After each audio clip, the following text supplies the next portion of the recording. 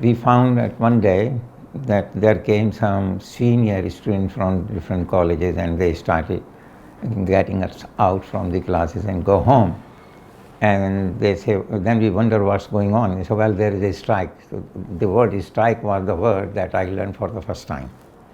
This was arranged by the Congress. And that's what they were doing,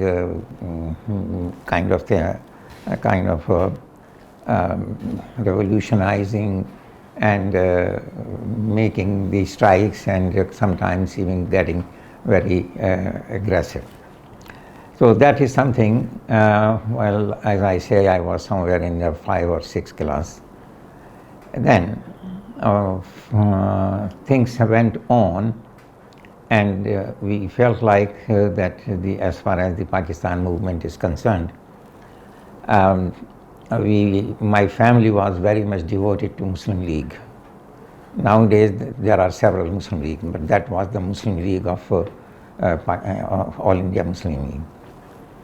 And we have, I remember that we used to have the Muslim National Guard. They used to do the parade in our compound.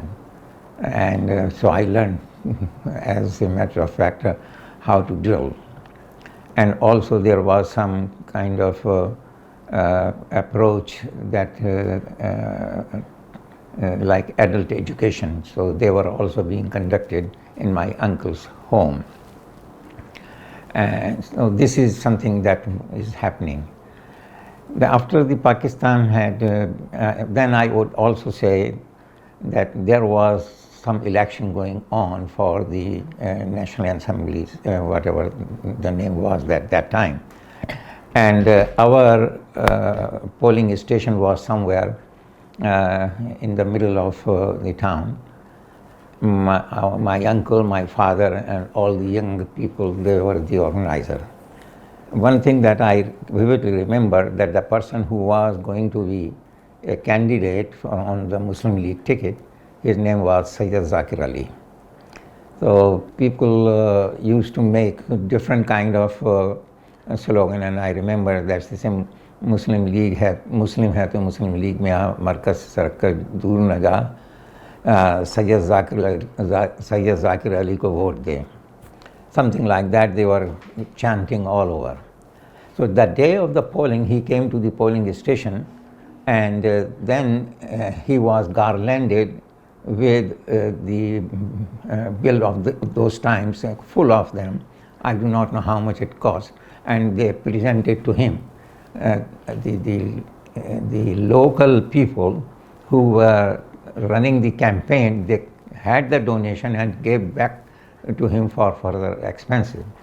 So I remember he was garlanded and he was very much touched, and he took it out and he put it on my uncle's, around the uncle's neck, and he said, this is for your constituency. And he put it in my father's neck, and my father transferred it to another young leader, and so that's the way it was given to the young people who had contributed.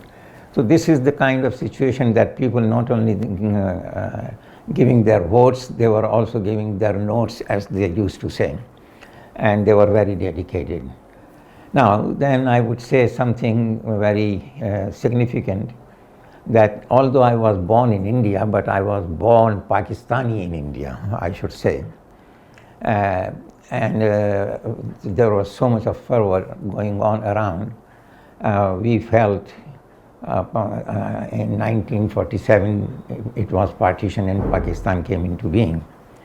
And every day we find that our classmates, I was now in high school, and my classmates, they were disappearing the following day, and they were going to go to Pakistan.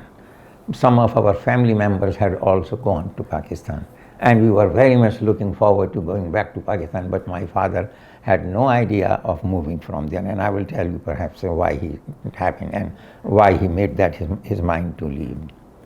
So he, and I remember that we were in our classroom, there was some kind of discussion or something, we would bring Pakistan all the time. And I remember that in our school, which was a missionary school, but one of our teacher was a Hindu teacher. He doesn't seem to be any prejudice, very nice man. I have good memory with him. And he gave us something to write down, and I remember that I wrote, may our legitimate legitimate claim of Pakistan progress by leaps and bounds.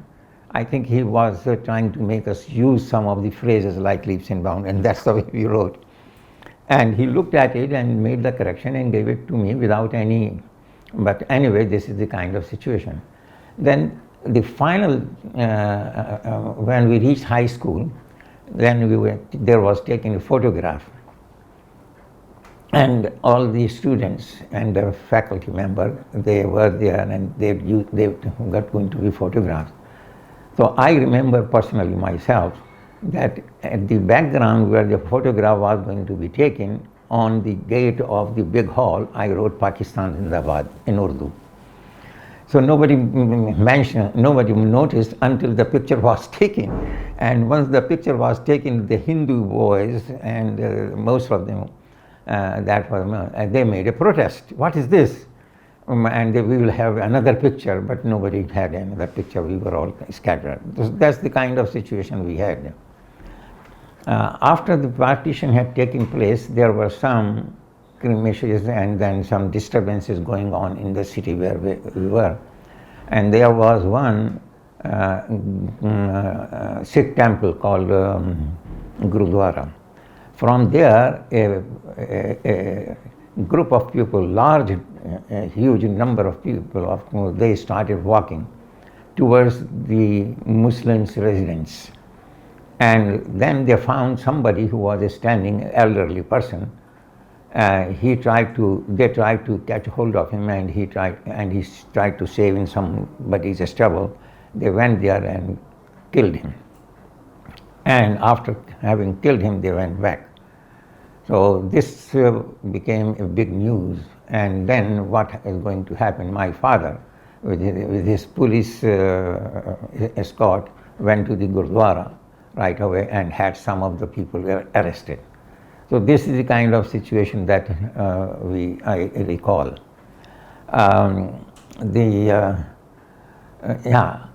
My father had some business and also some connection with as an instructor who was one of the founder members of leather working school, a place called Diyalbagh over there. And he seemed to be a kind of leader among the people, not among just in the Muslim League, but he was what we call the Salar of Muslim National Guard, or whatever the name was. But at the same time, among the people around, he was pretty well respected. And I remember that some people would come, those Hindus, they would sit over there on the floor, and they would bring their complaint or whatever, and my father would resolve. So once he comes back, he would hardly come inside. He would stay just out, and perhaps will change there and talk with those people and discuss their problem. So he was well respected, and he thought he would stay there and let people go to Pakistan, whoever they are going to be, and we need to be here in India and look after the Muslims who are left behind. So this is the kind of approach he had, although most of our family members had migrated. Perhaps we were the last one. One day, and we were very much looking forward to going back to Pakistan, and some of our members of the family, another uncle, he used to write back and forth that come over here, come back, but he was having some reason not to go. And anyway, one evening he came back and he said, write to the brother and ask him to make some permit for us so that we can go to Pakistan. And we were so much excited and happy, and that happened so much. So he communicated to him, and he got busy and got some permits made. At that time, you have to have some permit before entering Pakistan. So we traveled all the way from Agra to Bombay, took a boat from there, and then came to Karachi. But my father did not come. He stayed behind. He had to look after some of the properties and the business, so he sent the rest of the family, all our brothers, sisters, mother, and so on. Then we came back, and we landed in Karachi. We stayed in Karachi for some few days, then with our uncle. And the reason why later on my father shared that with us, he said, one day as he came out, he saw one of the tables was gone from the compound that was there when there was some water and things like that used to be placed on it to be served. And that was the time of Holi.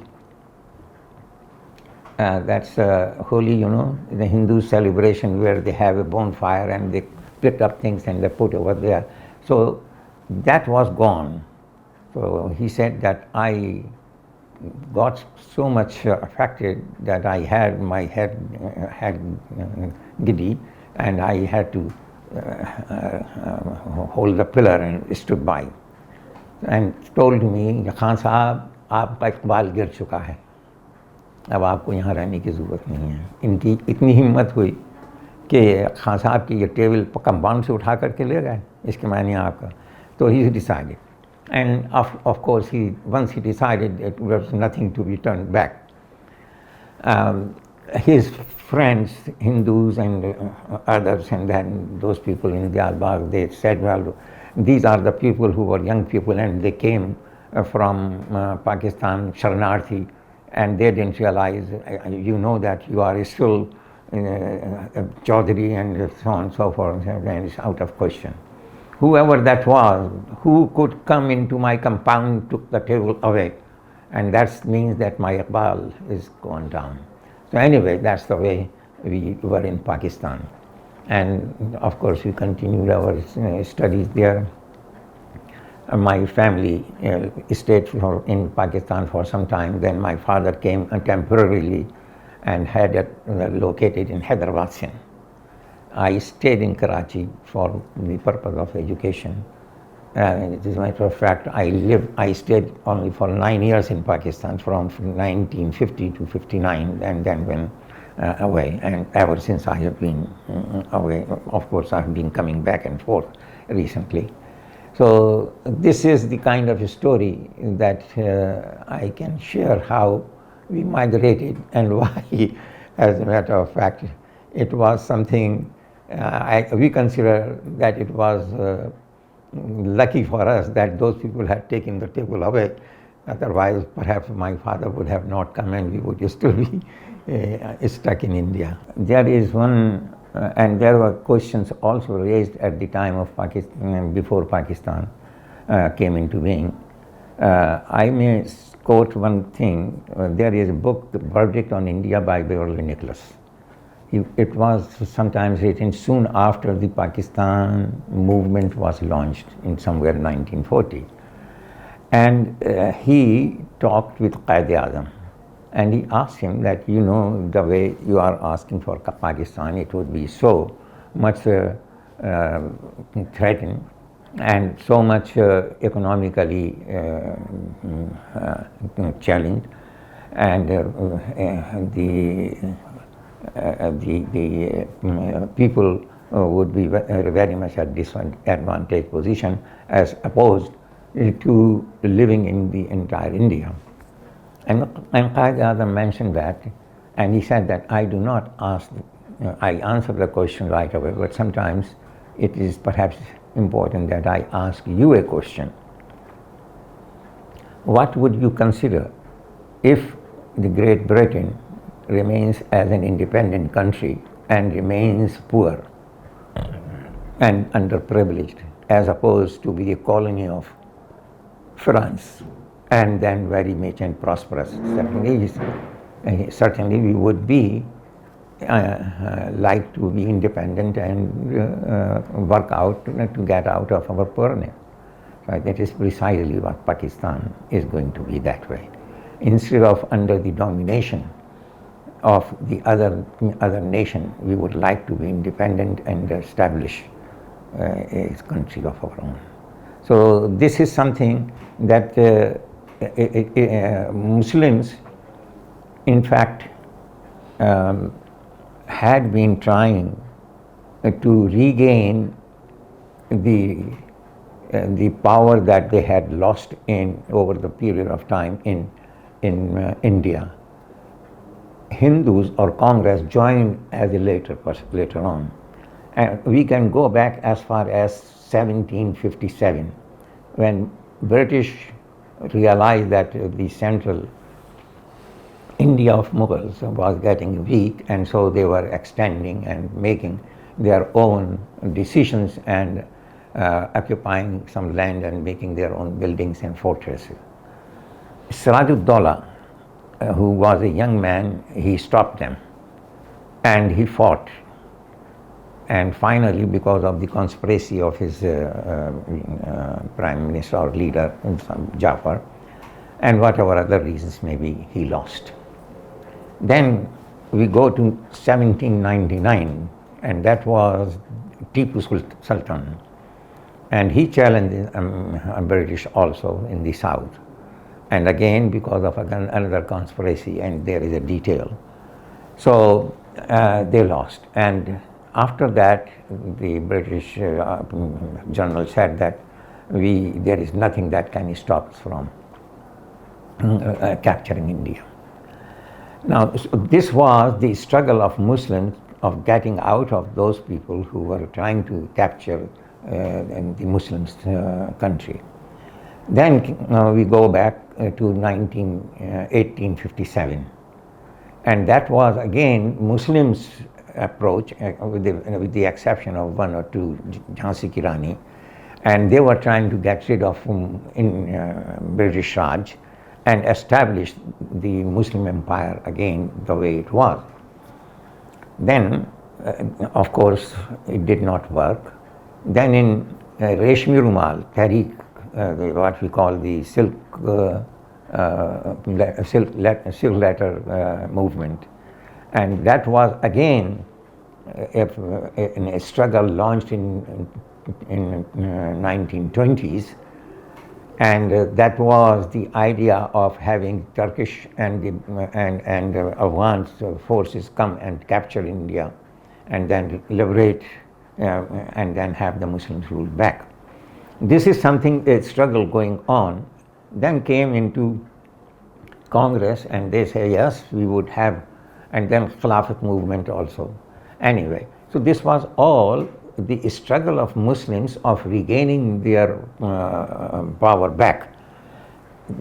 When Hindus on the so-called under the banner of Congress, they realized that we are in the majority, so we would have the upper hand and we will have the country back.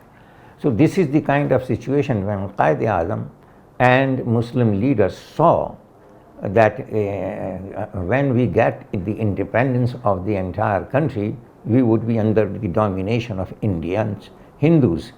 And it had become so clear that Hindus were making plans of dominating in Muslims and eliminating Muslims, to so much so.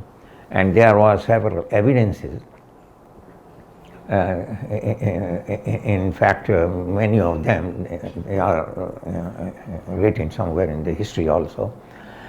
So that is the reason that Muslim realized that we would not be able to dominate, to rule India under the circumstances as they were. Hindus will dominate and we would be the minority and they would eliminate. And there were evidences. Not only just one, several evidences that what they were doing, and one of them, I would say that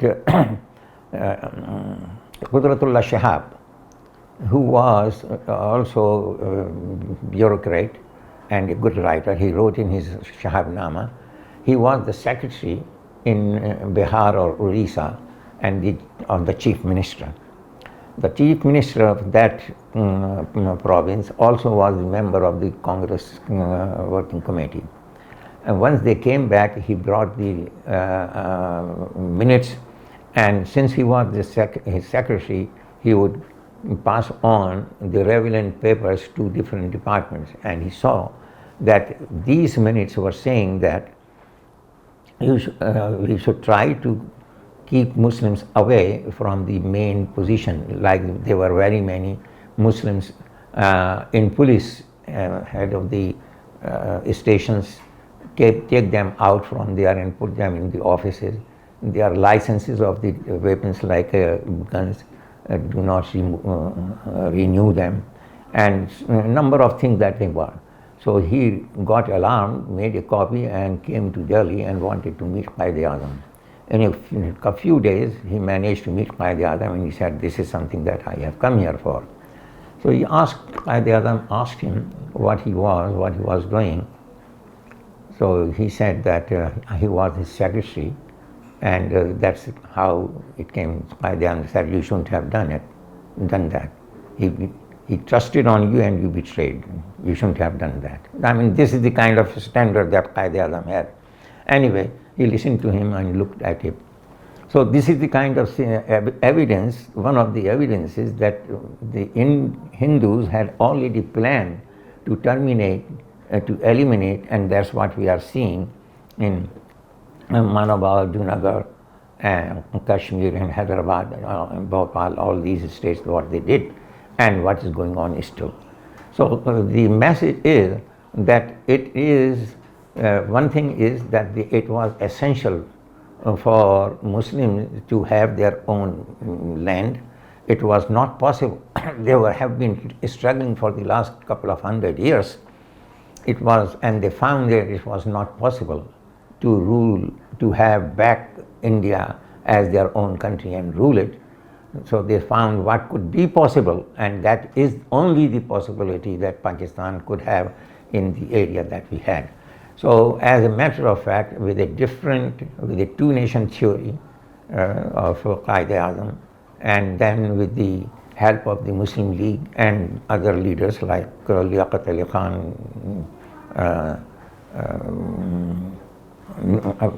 Sardar Abdul Rahman Ishtar, a number of other those, of course, we established Pakistan. So it was Pakistan. One of the songs that I had heard very nicely sung and written, that this is the ये किश्ती जो है हम तूफान से खींच के लाए, इसको संभाल के रखना. And this is really the message of Quaid-e-Azam, and this is what I would say, that it is Pakistan for our own survival. It is Pakistan for the survival of the Muslim nation, and also it was considered to be a laboratory to indicate that what Islam approach can help Muslims live respectively. Of course, we are not following that. We have not reached anywhere in the purpose of which Pakistan was made. We are now in a kind of situation. We should go back and see the manifesto for which Pakistan was made, and that's what we should try for.